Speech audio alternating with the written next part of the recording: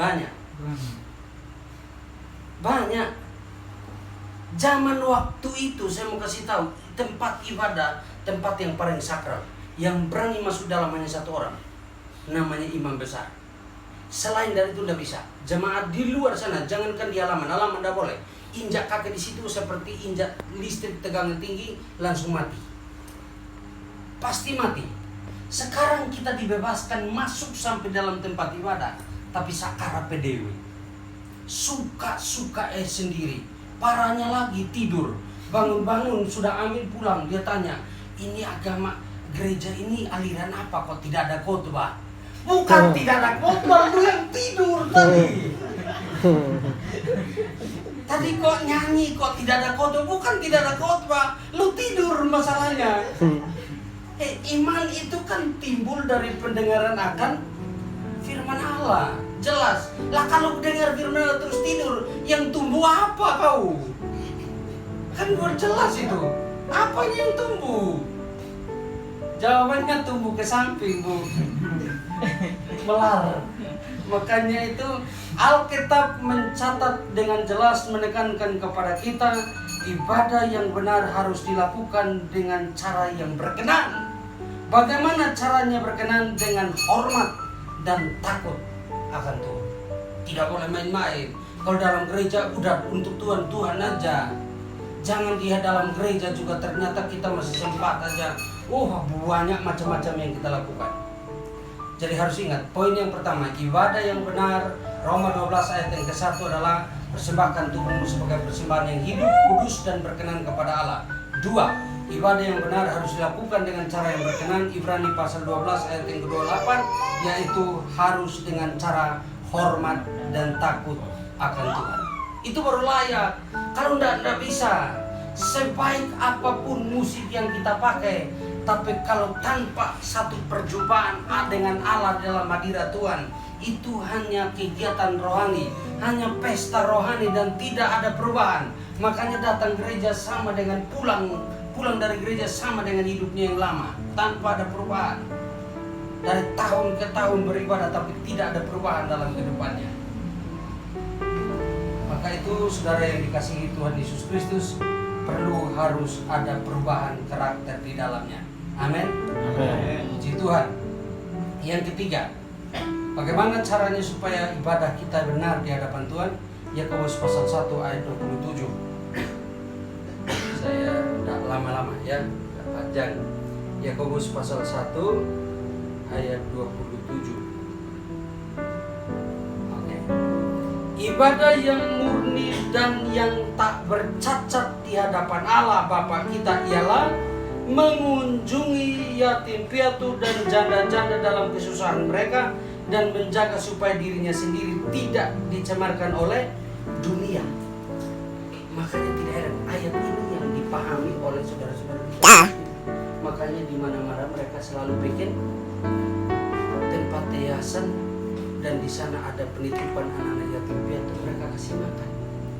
Ibadah yang benar, ibadah ayat ini bilang ibadah yang murni, yang tak bercacat di hadapan Allah Bapa kita ialah mengunjungi yatim piatu dan janda-janda dalam kesusahan mereka. Nah ini kunjungi yatim piatu udah bagus. Kunjungi janda-janda itu harus hati-hati. Lo serius. Ini harus saya bilang serius. Ini tidak boleh kunjungan sendiri. Harusnya ada tim, lebih dari satu orang. Iya, karena kejadian yang sedang terjadi di mana-mana bukan hanya kunjungi dan beri makan, sekalian dikawini masalahnya. Ditanya kok begitu? Iya Pak, karena untuk dipelihara. Ini kan fakta yang sedang terjadi. Kita orang Kristen hanya ditekankan cuma satu. Kalau dia 8 boleh, 9 terakhir. Kalau imamnya. Kalau jemaat diizinkan hanya 4. Repot.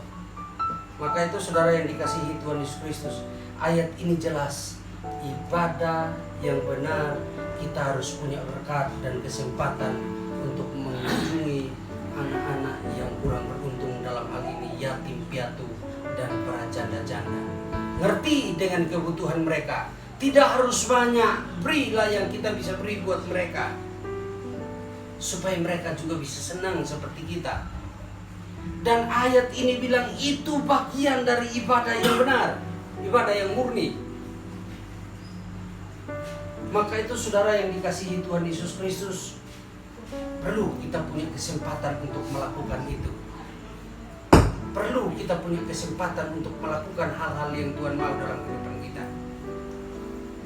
Maka hasilnya pasti kita akan diberkati Tuhan. Apa hasilnya kalau kita ibadah kita benar? Keluaran pasal 23 ayat 25. Ini ayat terakhir.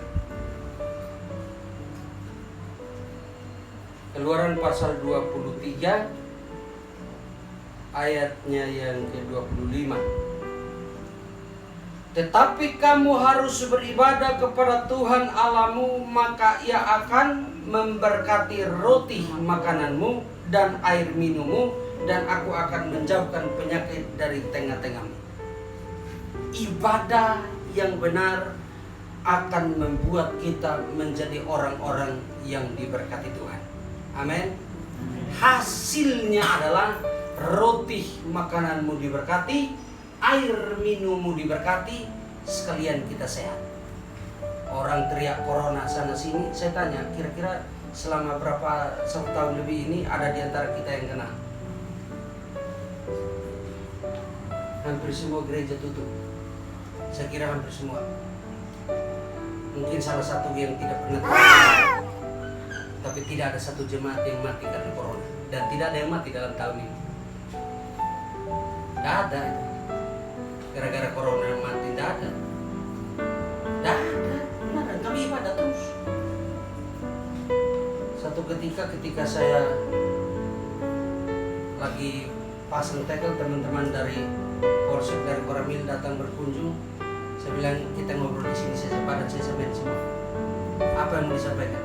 Oh, kita hanya kunjungi aja, pendeta sehat atau enggak. Ketika pulang saya tanya, gimana ini besok saya ibadah? Ibadah aja Pak, kalau enggak Pak pendeta berhenti doa, kita mampu semua nanti. Saya dalam hati, ini orang baik, ini calon-calon masuk surga dia. Itu saudara yang dikasihi Tuhan Yesus Kristus, jangan berhenti ibadah. Saya kasih tahu, jangan lupakan Tuhan. Alkitab dalam kitab Yakobus bilang, jangan lupakan Tuhan di dalam segala perencanaanmu. Jangan. Bahaya, sebab kalau kita kerja hanya mengandalkan kekuatan, saya mau kasih tahu, gaji pasti ada. Sabtu gajian, tapi Selasa Rabu mulai hutangan. Serius. Maka itu andalkan Tuhan dalam kehidupanmu. Tingkatkan cara ibadahmu yang benar. Mungkin selama ini Anda sedang terus setia ibadah, tapi ternyata kok begini. Malam hari ini pelajaran ini mengingatkan kembali kita. 1. Ibadah yang benar adalah ibadah yang benar. 1. Persembahkan tubuhmu sebagai persembahan yang hidup, kudus, dan berkenan kepada Allah. 2. Ibadah yang benar harus dilakukan dengan cara yang berkenan. Bagaimana caranya? Harus dengan hormat dan takut akan Tuhan. Yang ketiga, bagaimana cara ibadah yang benar? Kunjungi anak-anak yatim piatu dan para janda dalam segala keperluan kesusahan mereka. Hasilnya adalah roti makananmu pasti akan diberkati, air minummu diberkati, dan engkau akan dijauhkan dari segala sakit penyakit. Amin. Tuhan Yesus memberkati kita sekalian lewat renungan firman Tuhan malam hari ini. Saya doa kiranya roti makanan kita diberkati, air minum kita diberkati, dan sakit penyakit dilalukan. Tuhan Yesus memberkati. Mari kita berdoa. Ini kami berdoa khususnya keluarga Pak Yeri yang menyediakan tempatnya. Tuhan Yesus memberkati. Rumah tangga ini Tuhan berkati. Apapun pergumulan mereka, Tuhan Yesus memberkati. Dan juga panjang umur yang Tuhan berikan buat Pak Yeri, Tuhan memberkati. Sukacita damai sejahtera menyertainya. Terima kasih Tuhan, segala hormat kemuliaan bagi Engkau. Di akhir dari kebaktian ini, kami akhirnya akan tinggalkan tempat ini dan kembali pulang ke setiap rumah tangga kami masing-masing. Kami mohon Tuhan memberkati kami. Kiranya Tuhan menyertai, memberkati keluar masuk memulai malam hari ini, besok, bahkan sampai selama-lamanya. Apapun yang kau kerjakan, pastikan engkau pasti berhasil. Amin. Dan bahkan kesehatanmu diberkati. Amin. Seluruh masa depan dan garis keturunanmu akan diberkati Tuhan. Amin. Lebih dari itu, damai sejahtera sukacita yang melimpah dari Allah Bapa di dalam Kristus Yesus Tuhan dan oleh kuat kuasa Roh Allah yang kudus, kiranya akan menyertai engkau dan saya mulai malam hari ini hingga penghujung jalanmu, bahkan sampai Maranatha Tuhan Yesus datang kedua kalinya untuk menjemput engkau dan saya sebagai umat kepunyaannya.